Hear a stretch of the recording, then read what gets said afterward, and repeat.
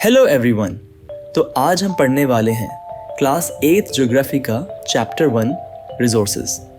कहानी की शुरुआत होती है जब एक दिन मोना और राजू अपनी अम्मा के साथ घर की सफाई कर रहे थे। सफाई करते वक्त मोना ने कहा, देखो अम्मा, कपड़े, बर्तन, अनाज, हनी की बॉटल सब कितने इम्पोर्टेंट हैं, है ना? अम्मा बोली, हाँ बेटा, ये सब रिसोर्सेज हैं। राजू क्यूरियस होकर बोला, अम्मा ये रिसोर्स क्या है? अम्मा ने मुस्कुराते हुए समझाया, रिसोर्स कोई भी चीज़ होती है जो किसी ज़रूरत को पूरा करे। जैसे प्यास लगे तो पानी, पढ़ाई के लिए किताबें, ट्रैवल के लिए रिक्शा, ये सब रिसोर्स हैं। फिर अम्मा ने कहा, जो चीज़ किसी काम की हो उसमें यूटिलिटी होती है और यूटिलिटी ही उसे रिसोर्स बनाती है। एग्जाम्पल के लिए टेक्स्ट बुक, इसकी यूटिलिटी है कि वो पढ़ाई के काम आती है। वेजिटेबल्स, इनकी यूटिलिटी है कि ये खाने के काम आती हैं। रिक्शा, इसकी यूटिलिटी है कि ये ट्रैवल के लिए काम आता है। इलेक्ट्रिसिटी, इसकी यूटिलिटी है कि ये इलेक्ट्रिकल अप्लायंस को रन करती है। अम्मा ने बताया, जिस तरह हर रिसोर्स की यूटिलिटी होती है उसी तरह उसकी एक वैल्यू भी होती है। जैसे सोना या लोहा, इनकी इकोनॉमिक वैल्यू ज़्यादा होती है। वहीं कुछ रिसोर्सेज ऐसी भी होती हैं जिनकी इकोनॉमिक वैल्यू ज़ीरो होती है। जैसे एक सुंदर पहाड़ का नज़ारा, जिसे देखने के लिए आपको एक भी पैसा खर्च नहीं करना पड़ेगा, पर दोनों का अपना इम्पोर्टेंस होता है। जैसे पहाड़ के सुंदर नज़ारे से आप कार नहीं बना सकते, उसके लिए लोहा चाहिए। लेकिन माइंड रिलैक्स करने के लिए पहाड़ का सुंदर नज़ारा चाहिए। लोहा देखकर वो काम नहीं होने वाला। और फिर उन्होंने एक और इंटरेस्टिंग बात कही, पता है कुछ रिसोर्सेज ऐसी भी होती हैं जिनकी आज कोई भी इकोनॉमिक वैल्यू नहीं होती, लेकिन आने वाले समय में वो भी वैल्यूबल बन सकती हैं। जैसे तुम्हारी दादी के होम रेमेडीज़, आज मार्केट में ये नहीं बिकती तो इनकी वैल्यू आज के टाइम पर ज़ीरो है, लेकिन अगर कल किसी कंपनी ने उनका पैटेंट ले लिया तो ये भी रिसोर्स बन जाएंगी और मार्केट में इनकी इकोनॉमिक वैल्यू होगी। अब अम्मा ने मोना और राजू को समझाया, बेटा किसी भी चीज़ को रिसोर्स बनाने में टाइम और टेक्नोलॉजी का बहुत बड़ा रोल होता है। एग्जाम्पल के लिए, अगर आग की खोज ही नहीं होती तो गैस एक रिसोर्स नहीं होती, या अगर व्हील का इन्वेंशन ही नहीं होता तो ट्रांसपोर्ट व्हीकल्स सिर्फ डब्बे होते, रिसोर्स नहीं। और ये सब किसने किया? हम लोगों ने। इसलिए अम्मा ने कहा, people are the most important resource, मतलब हम ह्यूमंस ही सबसे इम्पॉर्टेंट रिसोर्स हैं। हमारे ही आइडियाज़, नॉलेज और इन्वेंशन से नए रिसोर्सेज बनते हैं। तो इस टॉपिक में हमने समझा कि कोई भी चीज़ जो हमारी नीड्स को सेटिस्फाई करे उसे रिसोर्स कहते हैं। और हर एक रिसोर्स की दो क्वालिटीज़ होती हैं। पहली यूटिलिटी, मतलब वो किसी ना किसी तरह से हमारे काम आती है।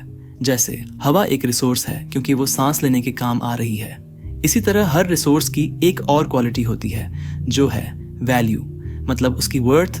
जैसे गोल्ड की वैल्यू ज़्यादा और आयरन की कम। और आखिरकार हमने समझा कि इंसान सबसे इम्पोर्टेंट रिसोर्स है क्योंकि वही नए आइडियाज़ और डिस्कवरीज करता है। अब चलिए आगे बढ़ते हैं और जानते हैं कि रिसोर्स को कैसे कैटेगरी में बांटा गया है। Types of resources. तो पिछले टॉपिक में हमने जाना कि रिसोर्स क्या होती है। अब जानते हैं कि रिसोर्स कितने टाइप की होती हैं। अब अम्मा ने बताया कि रिसोर्सेज को 3 मेन टाइप्स में बांटा गया है। पहला, नेचुरल रिसोर्सेज, जो चीज़ें हमें नेचर से सीधे मिलती हैं और बिना ज़्यादा बदलाव के यूज़ की जा सकती हैं, उन्हें नेचुरल रिसोर्सेज कहते हैं। जैसे हवा, पानी, मिट्टी, मिनरल्स या जंगल। नेचुरल रिसोर्सेज को आगे 2 कैटेगरीज में बांटा गया है।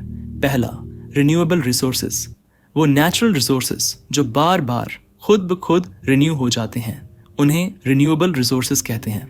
जैसे सनलाइट या विंड। लेकिन कुछ रिन्यूएबल रिसोर्सेज ऐसी भी हैं जैसे वाटर, सॉइल या फॉरेस्ट्स, जिनका ओवर यूज हो जाए तो उनका स्टॉक खत्म हो सकता है। एग्जाम्पल के लिए, वाटर हमें अनलिमिटेड लगता है, पर कई जगहों पर पानी की कमी एक बड़ी प्रॉब्लम है। इसी तरह नेचुरल रिसोर्स का दूसरा टाइप है नॉन रिन्यूएबल रिसोर्सेज, वो रिसोर्सेज जो लिमिटेड क्वांटिटी में होती हैं और एक बार खत्म होने के बाद दोबारा बनने में हजारों साल लग जाते हैं, उन्हें नॉन रिन्यूएबल कहते हैं। जैसे कोल, पेट्रोलियम या नेचुरल गैस। तो अभी तक हमने नेचुरल रिसोर्सेज को जाना जो 2 टाइप की होती हैं, एक रिन्यूएबल रिसोर्स और दूसरी नॉन रिन्यूएबल रिसोर्स। अब जानते हैं ऐसी रिसोर्सेज को जो हमें डायरेक्टली नेचर से नहीं मिलती, इन्हें हम खुद बनाते हैं। ये हैं ह्यूमन मेड रिसोर्सेज। कई बार नेचुरल सब्सटेंस तभी रिसोर्स बनते हैं जब इंसान उन्हें बदलकर कुछ और बनाए, जैसे आयरन ओर को मेल्ट करके लोहा बनाना एंड देन लोहे से ब्रिज, रोड या मशीन बनाना, ये सब कहलाते हैं ह्यूमन मेड रिसोर्सेज। इसी तरह तीसरे टाइप के रिसोर्स हैं हम खुद, यानी ह्यूमन रिसोर्सेज। सभी रिसोर्सेज में सबसे खास रिसोर्स है ह्यूमन रिसोर्स, यानी हम सब। अगर किसी इंसान के पास नॉलेज, स्किल और हेल्थ हो तो वो सोसाइटी में वैल्यू प्रोवाइड कर सकता है। जैसे एक डॉक्टर लोगों को ठीक करके उनकी लाइफ में वैल्यू जोड़ता है, या एक पढ़ा लिखा इंजीनियर अच्छी रोड्स बनाकर सोसाइटी में योगदान देता है। तो इस टॉपिक में हमने समझा कि रिसोर्सेज को 3 मेन टाइप्स में बांटा गया है।